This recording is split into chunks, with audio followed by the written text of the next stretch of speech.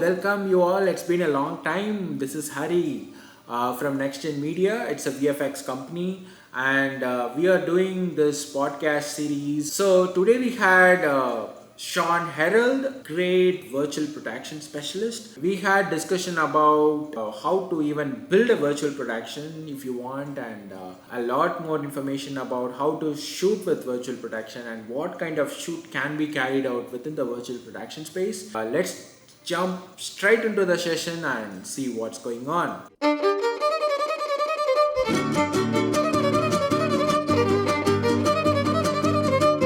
Get into this field, what inspired you the most to get into it? Yeah, I mean, go back a little bit. Tech has always been my passion. So got into filmmaking, building drones 18 years ago. Then got into making servers for our post-production team and networks in our studio, and then got into robotics. At the time we couldn't afford an actual robot, so we kind of custom rigged our own robot. And then in 2020, I hate to say that Mandalorian kind of like kicked that off, because I feel like that's kind of the generic answer, but it was Mandalorian kind of kicked it off, and saw a couple other companies getting into that technology, and honestly was a little naive. I thought it was easy, that'd be a bit easier to get into VP, but yeah, here we are now. I'm thankful we did it, but definitely I got all the hardware and I was like, what did I get myself into? But now I love it, man. Yeah, even when I tried to Google it up for Google the virtual production thing, the first thing that would come up is Mandalorian. Yeah, oh yeah. Yeah, it definitely was the first show, I think, of its size that used that technology. And people have been using it for a while before that, but I think publicly Mandalorian was the first one to use that technology. Yeah. Of the virtual production? Yeah, what, from going to like green screen to LED, or like what parts? I was also, thinking about the back projection, like how it started, how we started movie making in the beginning. Would you like to give some insights on that? Honestly, I didn't really look into it too much before we got into it. Definitely, there's a lot of people doing it with projectors, trying to deal with a TV. I mean, an LED wall is a big TV essentially, so you can get a TV and run and display through Unreal Engine on it, or if you want to try projection, you can do that. I don't think they'll ever replace what you get with like actual LED tiles, with just light output and contrast being a big one. I think that's what's a bit hard with projection, is any kind of light spill that hits that back wall, the projector really can't push through it, so now you're going to lose all that contrast. Where just LEDs have a bit more power to them to kind of help push through that. And you just have a lot better contrast on LED. But I mean, if you're doing like tabletop stuff, a big TV would also work. So it's definitely different scales and sizes. Even when we sell LED volumes, there's a lot of different sizes. This is a smaller size, and this one's like a 12 by 8 or something in here. We sell a lot of like 16 foot by 10 foot LED walls. There's a lot you can do with that. So it's a big range. But now even with virtual production, I mean, it's not just LED. Now there's a lot of real time, and I'm not as familiar with it. My buddy's company does a lot of this, but you can do real time rendering with green screen now too. And that definitely has its pros. There's not one that's better than the other. With green screen, you can get much larger scenes because you're not tied to having to shoot just against the LED volume. But I do think with LED volumes, you get a bit more realism because it's all being captured in camera. So if you choose a certain camera or a certain lens, because I like this camera that has a certain color profile, I like this lens because I like the bokeh I get from it. It's all being captured in camera, where with green screen, you end up comping out most of it anyways, and you have to try to reproduce those characteristics, which doesn't really, to me, feel the same. So they just kind of have their own place. So, the difference that you brought with the green screen, right? Definitely we can do it as a larger scene with a green space. But, if we have a LED volume bigger, or some scenes like the Superman, what do you think? Like, if the character wants to fly, and do we think we can achieve those things with LED volume? I'm looking to actually know about the pros and cons of using it. Yeah, I mean, definitely you shoot wider stuff with LED. It's just you have to build out the whole floor at that point. So if we have LED and it's a city scene. Uh-huh. Well, then the floor in our physical studio has to be city streets and sidewalks, and there's a lot more like practical set build you have to do. We're going with LED, and it definitely comes off a lot more realistic because now you're blending. That's kind of what makes, you don't ever want to rely just on the LED wall. It needs to be a blending of practical elements with virtual and LED. And honestly, I'd rather go a bit heavy on the practical and have the LED kind of fill in the gaps in the background between it. Where with green screen, I don't have to go to a practical floor, it's all comped in. So that's kind of the difference. Yeah, you can still shoot these big wide scenes with LED, it's just a bit more practical set build on the front end, but you will get, I think, better results with LED. It's just gotta be a bit more intentional with it. So, see, actually, this YouTube channel is going to be viewed by the aspiring filmmakers, experienced filmmakers, and the people in the VFX space. Yeah. And what would you like to tell them or bring them to the virtual production space? What would be your USP there? What would be the what for it? The USP, I mean, the selling point. Like, yeah. So how do you bring or convince any filmmaker to bring into the virtual production space than doing the traditional filmmaking? Yeah, I mean, control on set is a big one. We're in the commercial space a lot, and we can plan for months for shoot, and then it comes up and the weather's not right, or maybe the place we're shooting in, isn't exactly how we wanted it. I mean, the biggest cost savings is multiple locations. The time it takes to pack everything up from one location, move to another location, set back up. Where on an LED stage, it's pretty much instant. I mean, that saves a lot of time. I think too, just being able to build exactly what you want. I think sometimes we might go and do a location scout, and we can find a location that's pretty much what we like, but might not be exactly. Where with Unreal Engine, we have full control over every single element for it. I found crews a lot more comfortable on a set versus like on a practical location sometimes. So I feel like sometimes there's more focus on creativity because there's not as many distractions with other elements. Weather, temperature. You're not crews not comfortable from either being hot midsummer where it's 100 outside, or in the winter where it's freezing cold. There's a lot more creativity because there's not as many distractions and stuff on set. But definitely just a flexibility. Any location you're looking for, location moves. We're gonna shoot multiple locations on one day. We can go from the beach to the mountains to the desert to wherever, a winter wonderland to a beach or something like that. So you can just do a lot of variety on it in a single day, where on location it might take a bit longer. So my takeaway is it's about, if we have multiple locations, that's great comfortability that we have on set while doing it in virtual production. And we will also have a lot of control from the crowd as well, right? Yeah. And like LED, I don't ever say it like replaces everything. It's not like a replacement to like every kind of film shoot. There's definitely a time and a place to shoot practical and a time and a place to shoot on the LED stage. Again, multiple locations, very diverse locations, huge pro for this kind of technology. But if it's an outdoor scene in one location, probably just go shoot practical for that. So, so do you think this will be more useful for the independent filmmakers or for the big studios that are making films? And it's a mixture between both. We definitely focus more, I guess, I would say, on the indie filmmaker side with the size stage that we have. That's something been more, and again, we're more in the commercial world, but we're trying to hit your everyday kind of production that might have a bit more limited resources, where I think the pros of shooting on a volume have a lot more weight, I think, with the money that they have. So definitely I'd say maybe indie, there's a bit more benefits there.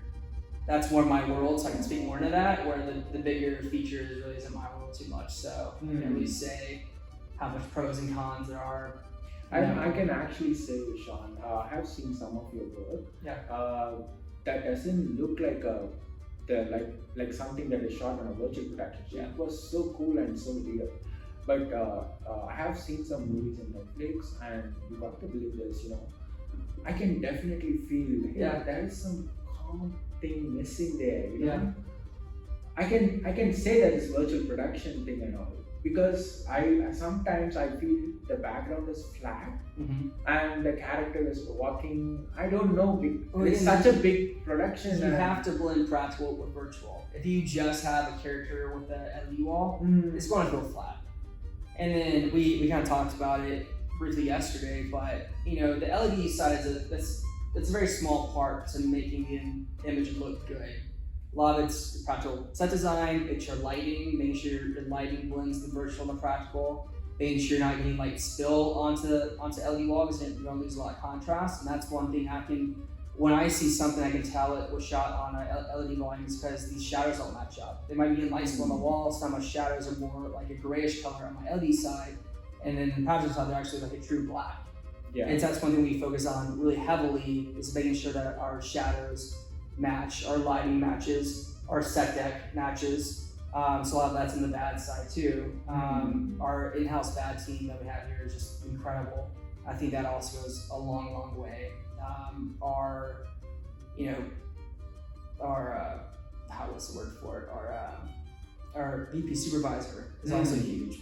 Someone that can speak from the filmmaking side, but also can speak the techie Unreal Engine side that can help translate, I think, what the DP and director want into Unreal Engine is huge. Because if you just bring in a normal Unreal Engine artist that understands Unreal Engine but doesn't understand the film side, there's a big disconnect there. Even with lighting, I think if you don't have a DP background and you're working in Unreal Engine, you might not know how to really light the scene well. And so I think that really helps make it seem realistic and polished and not like it was shot on an LED stage. You definitely got a great team, Shawn. Actually, that's incredible. I know a few people. I know Austin, we have already had a podcast with him. Yeah. I would definitely like to do a podcast with a few other and Austin, he's freelance. We brought him on a lot for projects early on, and he's a great DP. And again, finding people that have worked with LED is awesome. So Austin being a DP that has also worked on this, I love to bring him on projects because just the workflow, it's not like totally different shooting virtual, but there definitely is some differences shooting practical versus virtual. So having a team that has shot on volumes goes a long way.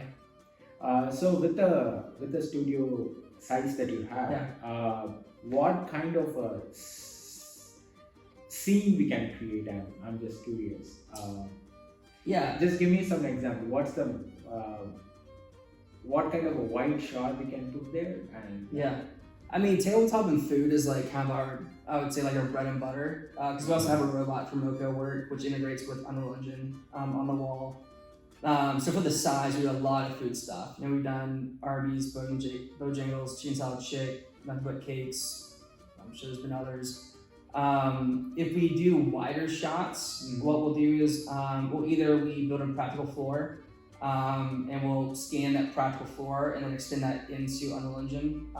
So we do that for wides, or if it is a scene where we need it to be a bit quicker, what we'll do is we'll lock up the camera, shoot a wide shot, and then we'll do a set extension on the post-production side of it. So we use generative fill to extend the set out higher and also the flooring. So we've done that for this mountain climbing scene. We basically just built a small section practical floor, like a tiny little section where her feet were, and then the rest of it used generative fill using Photoshop's generative fill method and extended it out. So that's kind of like a little trick that we do sometimes where, with our size volumes, we try to stick to mediums and tights most of the time, so we're not having to build up too much practical and flooring, unless it's a shoot where it's we're in one location for the whole entire shoot. Then we'll spend a lot more time going out the floor. But if we're on a shoot where there's 7 locations, you're going to spend a lot of time building out the floor. Again, at that point, maybe practical might be better.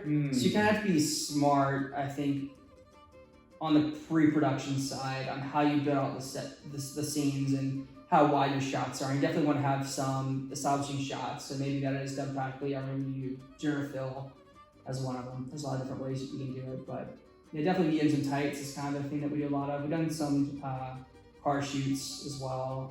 That's been great for that as well. So Oh, car shoots, those are interesting. How could you bring a car in? Like, is it that what you're saying? You're bringing a car in? Yeah. So we've done some stuff with Mercedes Benz, but then a lot of our other shoots we've done some car stuff with it as well.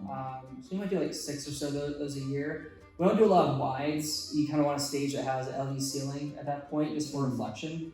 So we kind of keep them mediums and tights except for the car stuff, but you can still definitely get a lot of cool shots with it. But yeah, LED for the car process stuff just adds a lot of flexibility and again safety. You know, having to get a car process trailer. How do you bring in the shakes, pumps, and? We'll have people in the back. Oh wow! That's interesting. Yeah. We've done that for a few different things. I mean, some of the stuff actually, a lot we've had just people in the back kind of give a little natural bump to it. You can get some pneumatics. I've seen people do pneumatics with it. The hard thing with pneumatics is they make a lot of noise. So if you're trying to take dialogue, it doesn't really work out too well. But we definitely, when we're in LA, we put a vehicle on a turntable, so you can do that. But typically, just people just give them a little bounce to it until it pays off. So, but yeah, that's interesting. So, Shawn, when what kind of word you want to give to producers who are actually bringing their crew to shoot something inside a virtual production? The question I want to put here is how budget friendly is shooting in a virtual production? I'm not going to say I want to say it's like cheaper. Okay. I think your creative has to work around it. There's some stuff, again, if somebody calls me about a project, I'll be honest with them. And if they tell me about the project, I think it's better to shoot practically, I'll tell them to shoot practically. Again, we have a lot of different locations in one day. Yeah. Is when we did a shoot with Caterpillar tractors. I think I did, 11 Unreal Engine locations in one shoot day. We had the robot integrated with that. And that, there's no way you could shot that practically. Again, we went from the beach to mountains to a few different houses to a living room to a golf course. And there's no way you could do that practically. That would have taken weeks and a lot of travel costs to pull that off. We just did a shoot with, with RWC. It's like they make like plumbing fittings and stuff. If you stay in any kind of hotel or resort, probably all the plumbing is done with their stuff. But with that one, we're at like a car race track to the woods hunting to some workshops to some interiors of houses, and that was a 2-day shoot. But again, there's no way practically you could have done that in 2 days. It was very diverse locations where you can't just shot that locally here. When Bojangles shot in here last winter, they shot in here back in January of last year. The reason is they needed a scene that was in this nice green lush park, and you're not going to find a green lush park in January around here, and so virtual production is the best answer for that.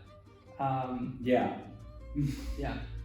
So I think you have to kind of know the pros and the cons and like what the benefit of virtual production is, and make sure the project kind of fits those things. I think a lot of producers and a lot of people just still aren't really familiar with this technology. And so that's what we're big on, is trying to help educate people. So we'll do full-on workshops with spec sheets. People come in, see the whole process. Now we do a lot of consulting on the front end.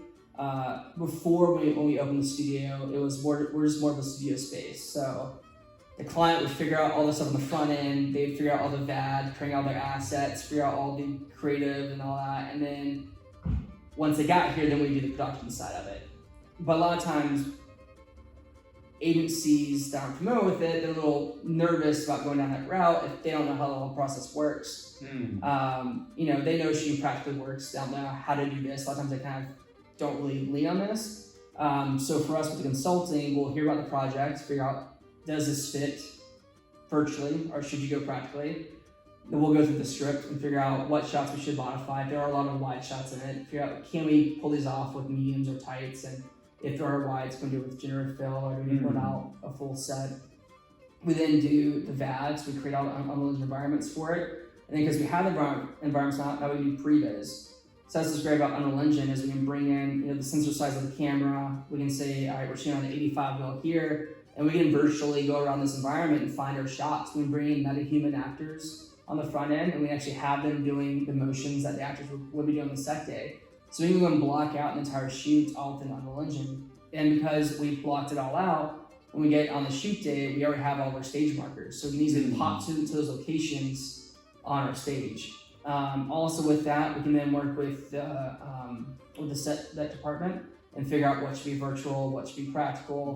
Make sure that the styles all match. If they're getting a practical flooring, we'll then try to find a scan of it that we can then extend out into Unreal Engine. So the consulting side has been huge because I don't think it'd be really hard for somebody that hasn't shot this a lot of times to come in and just like do it very, very well. So we want to make sure we walk alongside them to make sure it's executed.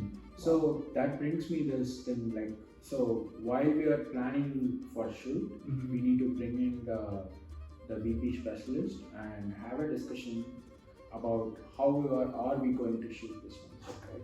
Yeah. So you want to get in even during the early stages of shooting. Is that what? Say it one more time. I mean, you want to get in even before the shoot is started. Yeah, pre-production. There's still a lot of pre-production you want to do.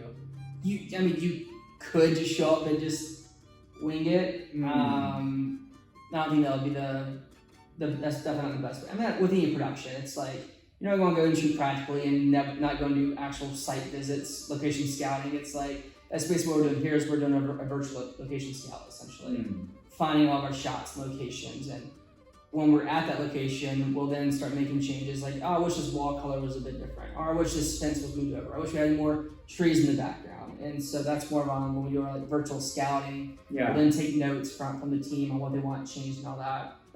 A great thing about that too is before we did the consulting and the VAD, we'd have people, they would find their own Unreal Engine artists to create the scenes.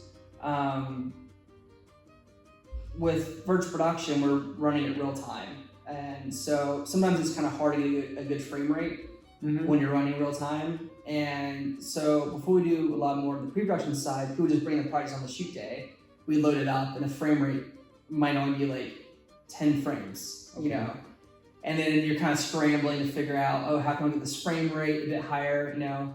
Or there'd be a weird texture that would start just flickering or just rendering kind of funny. And so that's been nice about us doing the VAD on the front end is we can guarantee that the frame rate hits where we want it to hit on the shoot day. We can guarantee that there's no weird rendering issues with like a texture on the front end versus when we get down on the shoot day. So, Shawn, when talking about the virtual production, how do you bring in the effects here? So if I want some fire, if I want some wind, if I want some, snow, how would you get it done? A lot of it's still practical. We did one snow scene where we had it snowing and the Unreal Engine scene that we had outside like a practical snow machine on set, and we just made sure that the thickness and intensity of the snow matched on the virtual side and the practical side. It's the same thing with winds. I have wind machines on the practical side, making sure that it then aligns with the wind system on the virtual side. So just a blending of the virtual and the practical. So is it temperature friendly? Like if there is a lot of fire, can the LED you don't want to get it where so it's melting the screen, but I mean LEDs, they don't get too hot. You don't want it to be sustained heat up against it. I'm sure if it's that's a hard question. You don't want to get too close. Okay. You still want a good distance from it, but yeah. What about the water? They're not outdoor rated. So outdoor rated panels you can get wet. And so there definitely aren't outdoor rated panels. I mean these, if a couple of drops got onto it, you're gonna be fine, but you don't want to get too wet. Close to it. Yeah. But if there's a sheet where it might be getting wet, I would definitely try to get outdoor rated panels on that set for it. There's so many different types of panels with different specs and stuff you can get. So it really depends on what the production is. Oh, and then I'm becoming curious. Why do you need a LED volume in an outdoor space? Because for one of our clients, it's a university. It's for their athletics department, for their football team. And so it's not really a fully outdoor space. It's just open air on the sides. And so if a storm does come, it could get wet. So it's used for their media and press conferences. It's used for player hype videos. It's used for recruiting videos. it's not like fully outside, like in the side. It's still like covered area, it's just open air on the side. So, but and then they make outdoor panels typically for advertising and stuff like that. It's typically what outdoors for. So are they doing virtual production thing in with LED volumes outside the studio? Not typically, just because LED and light doesn't mix too well. You just lose all the contrast, so you don't really want to get a lot of light spill on the wall. So if you're outside, you don't have a lot of control of that. Then I don't really go for that. So yeah, you don't want to get a lot of light on that wall. And I also know that form volumes have actually helped a lot of studios to build their own LED volumes. Could you give us some insight on how does this work? And if someone is looking to create their own LED studio, how do form studios help? Yeah, and that's where we get a lot more heavy into is consulting and building out studios. Because when we got our LED wall, we bought the LED from one company, and I kind of thought that was the main thing, and I got it here, and it's essentially like a big TV, and then I didn't really know what else to get past that. Like, how do I get in-display configured within Unreal Engine? How do I get camera tracking going over the network, and what kind of network do I have? Do I need multiple networks to run my tracking through one network and my files to another network? It was about like a year process. Genlock was a big one.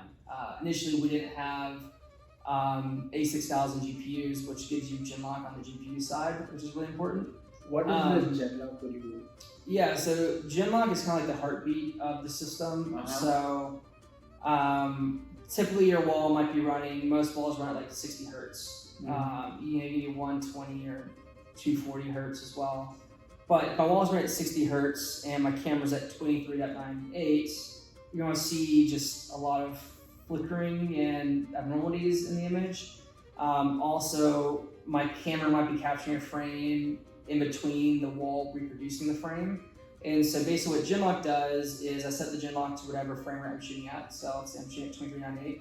It now refreshes my wall at 23.98. So the second my camera captures, so also my camera is Genlocked, my tracking system is Genlocked, my GPU is Genlocked. And so basically make sure that my Unreal Engine is only focused on producing 23.98 frames per second. If I don't have my GPU Genlocked, Unreal Engine might be trying to produce 60 frames per second. And so this just makes sure that Unreal Engine renders a frame at the same time that my LED wall produces the frame or shows the frame. At the same time, my camera tracking system updates its position at the same time that the camera then captures it.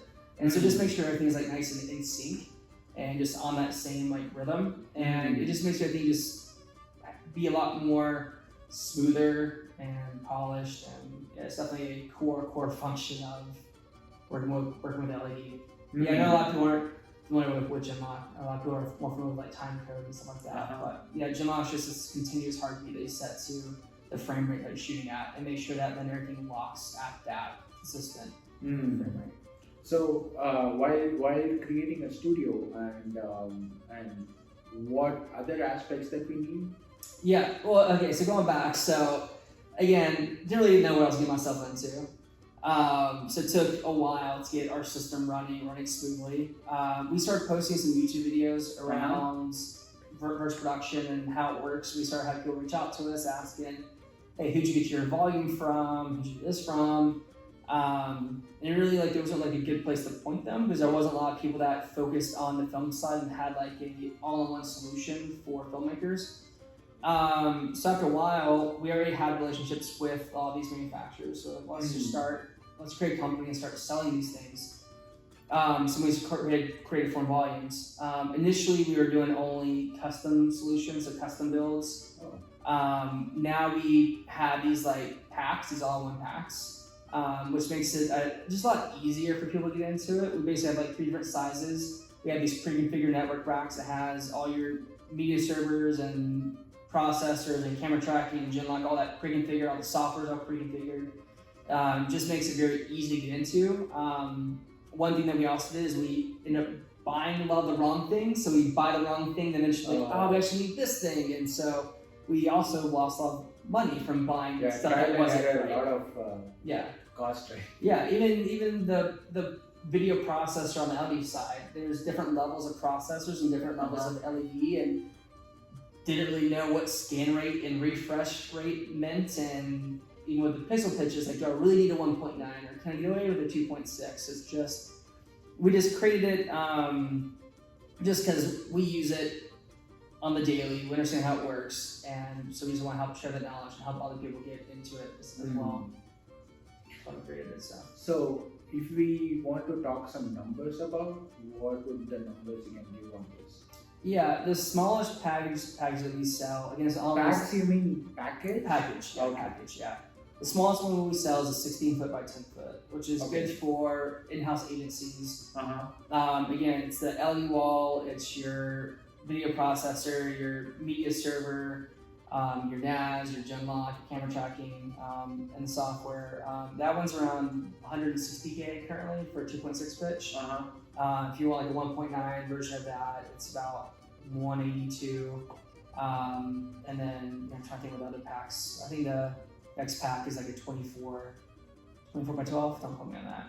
16 by 10 is the one we start with. And then we also do a lot of custom stuff too. Like a lot of people will see our base package. It's almost like it's our foundational package, and then they kind of customize a bit like off that. So one of the installs we're doing is a 24 by 10 that we're about to install for. Another one is doing a 16 by 10. Another one's a 34 by 12. So we just kind of scale off of our base like 16 by 10 package. So when you said the basic package, so I heard the size, so this has to be bigger than the one volume right here. Yeah, this one's like a 12 by 8. It's you can shoot some stuff on it. It's tight. This falls a older panels from our previous builds. But yeah, 16 by 10 is a good starting point. I feel like for if you're doing tabletop stuff, if you're doing talking head stuff, this one gets a little constrained and tight. So that's why we chose the 16 by 10. It's just a good like universal starting point for most productions.